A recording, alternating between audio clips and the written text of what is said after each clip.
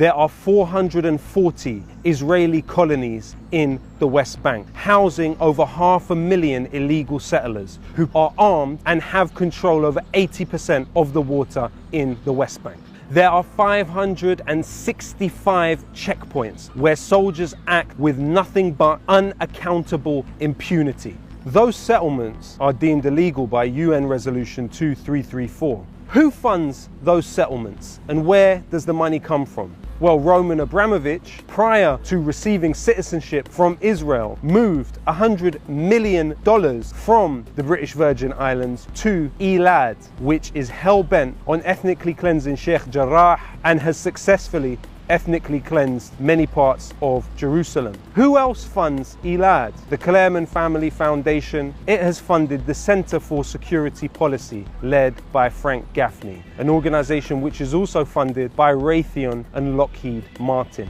The Center for Security Policy gave the foundational work to Donald Trump for the Muslim ban. The Clermont Family Foundation also funded Middle East Forum, led by former employee of the Israeli Ministry of Defense, Greg Roman. Middle East Forum funded the Free Tommy Robinson campaign, and as a think tank were quoted 13 times by Anders Breivik following his massacre of over 70 people in Norway.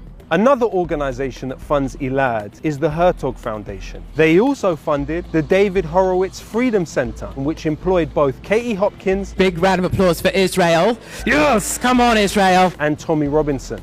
Palestine, but why would you support Palestine? The Hertog Foundation funds the Friends of the IDF and Middle East Forum. The Friends of the IDF had on their board Robert Shillman. Robert Shillman also funded Tommy Robinson. What we see here is an intertwining of interests between Zionist actors around the world who believe that their interests are served by not only funding violent settlement in the West Bank and a war against indigenous Palestinian people, but also pushing domestic Islamophobia within Britain and the United States. We can't expect from the mainstream media real, serious coverage that is free from the manipulation of powerful actors. That's why we want you to join Double Down News now on the Patreon and make this happen. Join the future of journalism. Join Double Down News on Patreon.